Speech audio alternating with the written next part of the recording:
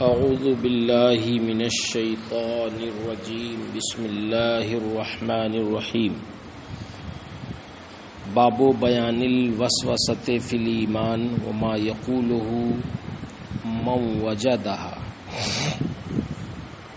یہ باب ایمان میں وسوسہ ہونے کے بیان میں ہے اور اس بات کے بیان میں ہے کہ وسوسہ ہونے لگے تو انسان کیا کرے۔ امام مسلم نے اس باب میں وہ تمام احادیثیں جمع کر دی ہیں جو وسوسے سے کسی طرح سے بھی متعلق ہیں۔ حضرت ابو ہریرہ کی روایت ہے کہ سرکار کے کچھ صحابہ سرکار کی خدمت میں آئے، فَسَأَلُوهُ إِنَّ نَجِدُ فِي أَنفُسِنَا مَا يَتَعَاظَمُ أَحَدُنَا أَن يَتَكَلَّمَ بِهِ۔ تو سرکار سے انہوں نے سوال کیا کہ یا رسول اللہ، ہم اپنے دلوں میں کچھ ایسے خیالات پاتے ہیں کہ ان کا بیان کرنا بھی ہم بڑا عظیم سمجھتے ہیں، یعنی بڑا گناہ سمجھتے ہیں۔ قال وقد وجدتموہ، کیا واقعی تم اس طرح کے خیالات پاتے ہو اپنے دلوں میں؟ قالوا نعم۔ قال ذاک صریح الایمان، تو سرکار نے ارشاد فرمایا کہ یہ عین ایمان ہے۔ حضرت ابو ہریرہ سے یہی حدیث دوسری اور دو سندوں سے بھی امام مسلم نے روایت کی۔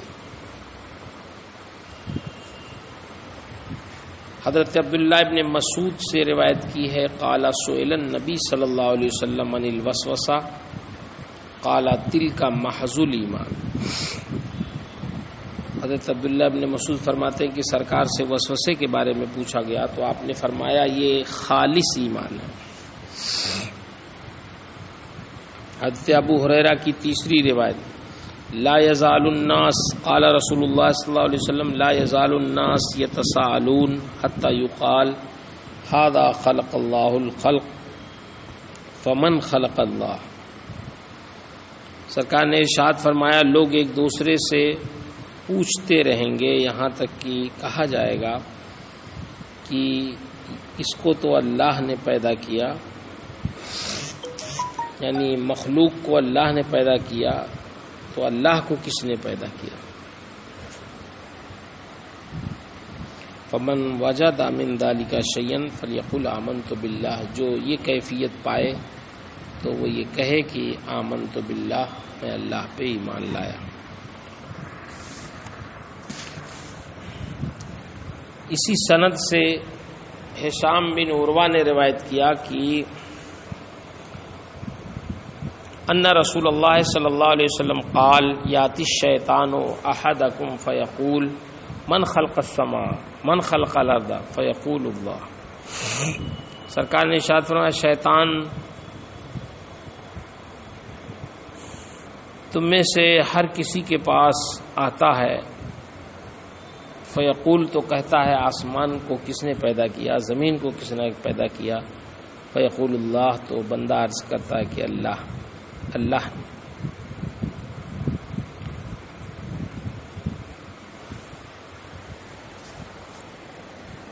ثم ذکر بمثلہ وزاد ورسولہ، پھر راوی نے بقیہ حدیث حسب سابق بیان کیا، البتہ اس میں آمنت باللہ کے بعد ورسولہ کا اضافہ کیا، میں اللہ اور اس کے رسول پر ایمان لایا۔ حضرت ابو ہریرہ فرماتے ہیں قال قال رسول اللہ صلی اللہ علیہ وسلم یاتی الشیطان احدکم فیقول من خلق کذا و کذا، شیطان تم میں سے کسی کے پاس آتا ہے تو کہتا ہے کہ کس نے ان چیزوں کو پیدا کیا،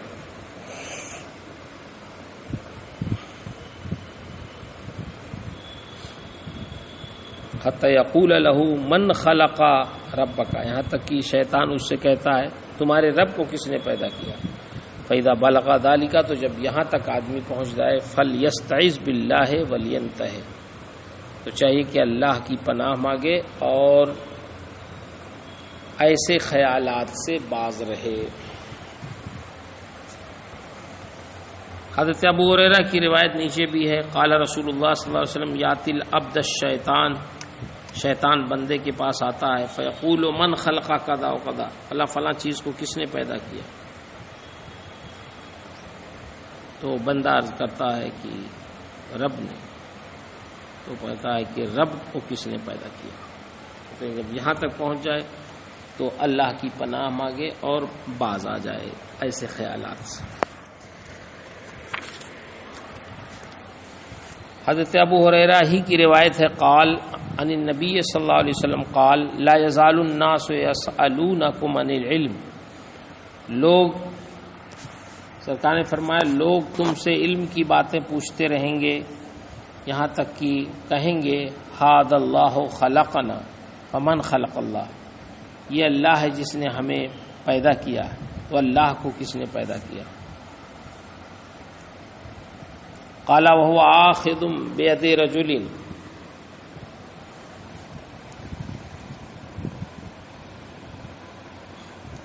راوی کہتے ہیں کہ حضرت ابو ہریرہ نے اس حدیث کو بیان کرتے وقت ایک آدمی کا ہاتھ پکڑے ہوئے فرمایا، فقال صدق اللہ ورسول، اللہ و رسول نے سچ کہا، سألنی اثنان، مجھ سے دو لوگ سوال کر چکے ہیں، یہ تیسرا ہے، یا ایک سوال کر چکا ہے یہ دوسرا۔ سرکار نے جیسا فرمایا تھا کہ تم سے لوگ پوچھیں گے، تو واقعی انہوں نے پوچھا۔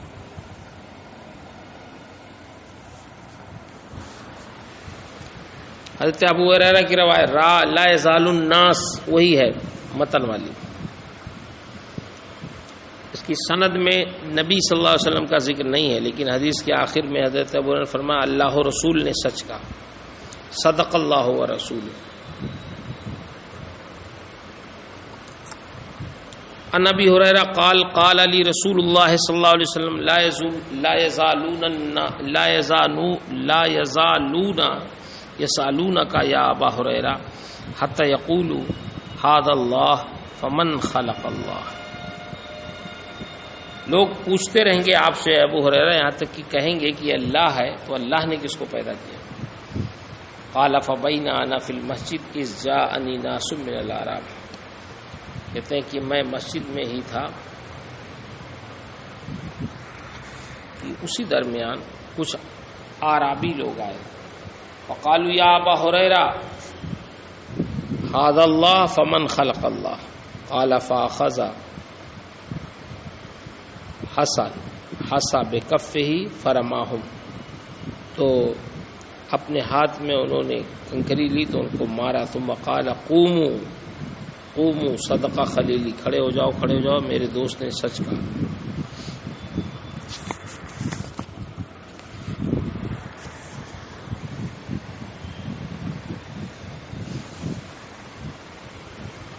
حضرت ابو ہریرہ ہی کی روایت ہے، قال رسول اللہ صلی اللہ علیہ وسلم لیسألنکم الناس عن کل شیء، لوگ تم سے ہر چیز کے بارے میں پوچھیں گے، یہاں تک کہ یہ بھی کہیں گے کہ اللہ نے ہر چیز کو پیدا کیا، فمن خلقہ، تو اللہ کو کس نے پیدا کیا؟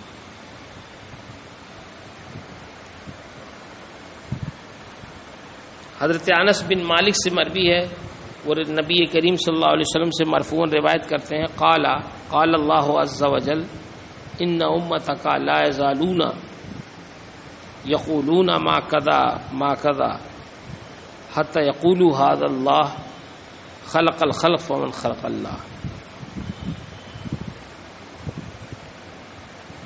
اللہ کے رسول نے ارشاد فرمایا، اللہ عز و جل نے ارشاد فرمایا تمہاری امت ہمیشہ یہ کہتی رہے گی یہ کیا ہے یہ کیا ہے، یہاں تک کہ وہ کہیں گے کہ اللہ نے مخلوق پیدا کی، پھر اللہ کو کس نے پیدا کیا؟ عن انس ان النبی صلی اللہ علیہ وسلم بهذا الحدیث غیر ان اسحاق لم یذکر قال اللہ ان امتک۔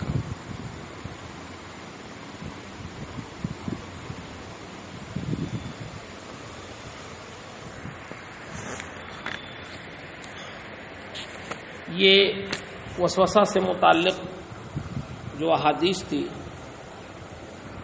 امام مسلم رحمہ اللہ نے اس کو اکٹھا کر دیا۔ وسوسہ کی 5 صورتیں امام ساوی نے بیان فرمائی،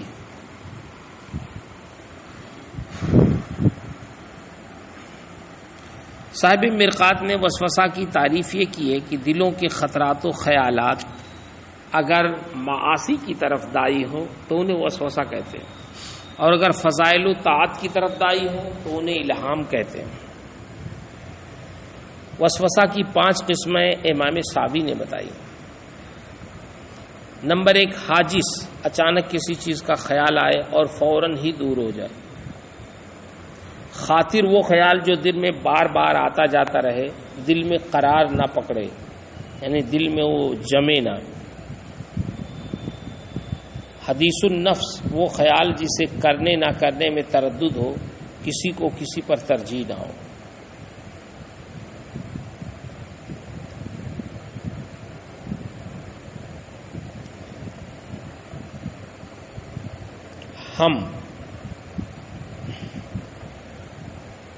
تیسری قسم ہے حدیث النفس، وہ خیال جسے کرنے نہ کرنے میں تردد ہو، کسی کو کسی پر ترجیح نہ ہو۔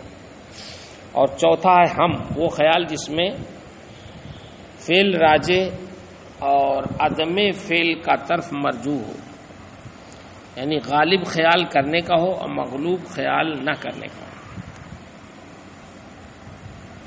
عزم، فعل کے کرنے کا پختہ ارادہ ہو جائے اور نہ کرنے کا وہم اور مغلوب سا خیال بھی باقی نہ رہے، یعنی اس فعل کے کرنے پر جم جائے۔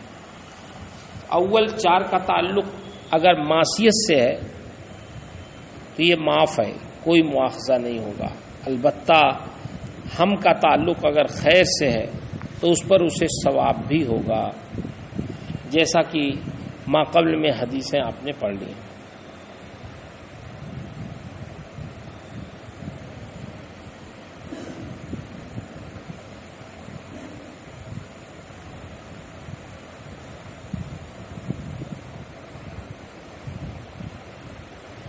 حدیث شریف میں فمن ہم بحسنۃ فلم یعملها کتبها اللہ حسنۃ کاملہ، اور عزم کا تعلق اگر خیر سے ہے تو اس پر اسے ثواب ملے گا، اور اگر شر اور معصیت سے ہے تو اس پر اسے گناہ ہوگا اور اس سے مواخذہ ہوگا، جیسے کہ کل والے سبق میں آپ نے پڑھا۔ حدیث شریف میں سرکار نے جب صحابہ نے عرض کیا تھا کہ ہمارے دلوں میں ایسے خیالات آتے ہیں جن کو بتانا بھی ہم گناہ سمجھتے ہیں، تو سرکار نے ارشاد فرمایا تھا ذاک صریح الایمان، بعض روایتوں میں تل کا محض الایمان۔ ان حدیث میں فرمایا گیا کہ صحابہ کرام بارگاہ رسالت میں حاضر ہوئے اور عرض کیا یا رسول اللہ، ہمارے دلوں میں کچھ ایسے خیالات آتے ہیں جنہیں بیان کرنا ہمارے لیے بڑا گناہ معلوم ہوگا۔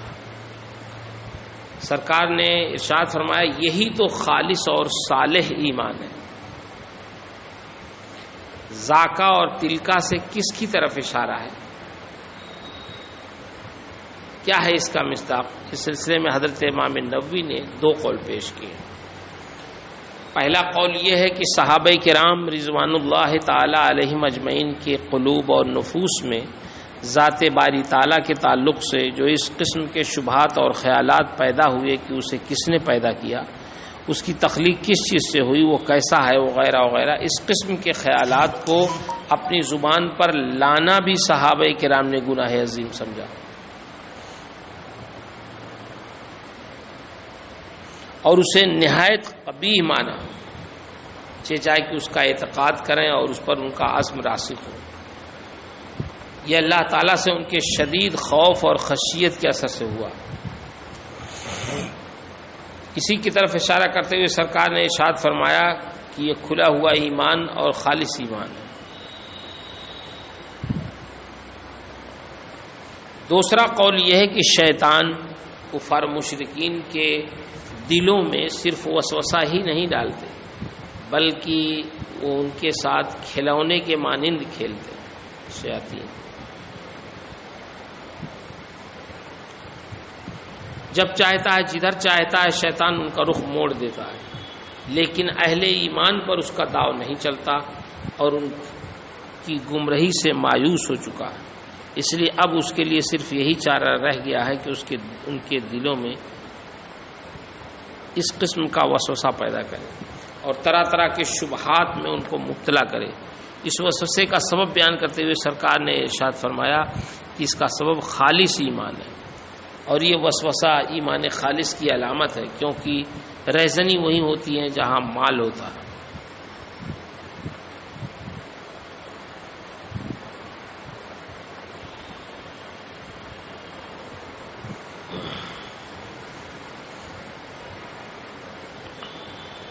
اس قول کو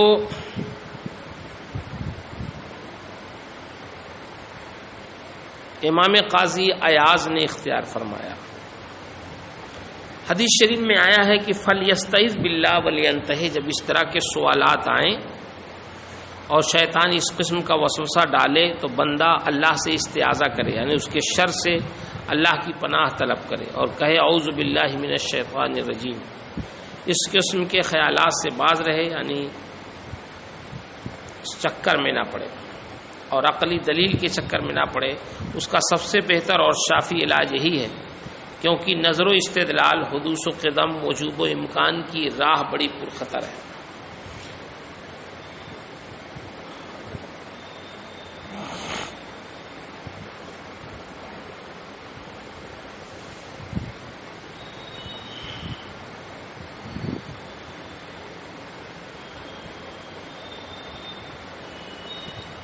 اور یہ اچھی طرح باور کرے کہ زمین و آسمان، چاند و سورج، پہاڑ، وادیاں، کوہسار، چشمے،